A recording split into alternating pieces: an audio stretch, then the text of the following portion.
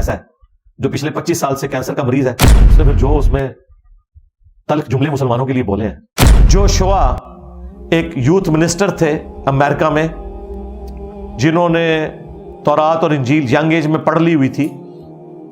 اور وہ youth minister ایک ٹائٹل ہے جو ایک چھوٹے پریسٹ اور پادری کو وہ دیتے ہیں، تو اس کی ریولٹ ہونے کی سٹوری رکھی ہے، how Bible led me to accept Islam, Bible کی وجہ سے میں اسلام تک کیسے پہنچا۔ وہ کہتا ہے جب میں نے بائبل پڑھی تو مجھے اندازہ ہوا کہ اللہ تو اپنے ساتھ کسی کو برداشت ہی نہیں کرتا، تو یہ ہم نے 3 خداؤں کا عقیدہ کہاں سے نکال دیا؟ یہ تو سارا فراڈ کے اوپر مبنی ہے، یا خدا نہ خواستہ اللہ ہی عیسیٰ ابن مریم ہے، یہ کہاں سے ہم نے عقیدہ نکال لیا؟ پھر وہ اپنے پادریوں کے پاس جا رہا ہے، ان سے پوچھ رہا ہے، وہ سارے وہی کہہ رہے ہیں ڈائریکٹ نہیں پڑھنا چاہیے، گمراہ ہو جاؤ گے، سیم وہی الفاظ۔ انہیں کہا ڈائریکٹ منو دس رہے ہو، میں تو خود مطلب پادریوں والا کورس کیا ہوا ہے، میرے پاس تو مفتی کی ڈگری ہے۔ کرتے کرتے پھر اسے کوئی اپنا ینگ ایج کا دوست ملا، کوئی افریقن مسلمان تھا کسی لائبریری میں، وہ وہاں پہ کتابیں وغیرہ دیکھ رہا تھا، تو وہاں پہ یورپ امریکہ میں جو اسلام کا تعارف گوروں نے کروایا تو وہ تو کچھ اور ہی کرایا ہوا ہے۔ پھر اس مسلمان نے کہا بھائی اسلام یہ نہیں ہے، قرآن پڑھو۔ وہ اسے پھر جمعے کی نماز میں ساتھ لے گیا، وہاں جا کے وہاں کے ظاہر ہے وہ پاکستانی امام مسجد تو نہیں ہے،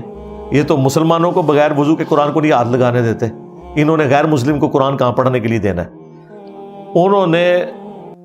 اس امام نے انہیں مسجد میں جمعے کی نماز کے بعد قرآن گفٹ کیا جی، ہفتہ اتوار سوموار کی صبح تک پورا قرآن وہ پڑھ چکا ہوا تھا، جو آپ اور آپ کے ماں باپ اور ان کے ماں باپ اور ان کے بزرگ بھی جن کو وہ مانتے ہیں پوری زندگی نہیں پڑھ سکے قرآن، اس نے 2 راتوں میں پورا قرآن ختم کیا، اور کہتا ہے میں تو پہلی رات ہی اپنا دل اس قرآن کو دے دیا تھا، کیونکہ وہ توحید جو تورات میں تھی انجیل میں تھی وہ قرآن میں پائی، اور وہ کمزوری جو تورات اور انجیل میں تھی چونکہ وہ ٹیمپرڈ ہے نا، مسخ شدہ ہے، کہ انبیاء کرام کا جو غلیظ کریکٹر اس میں بتایا گیا ہے، نعوذ باللہ،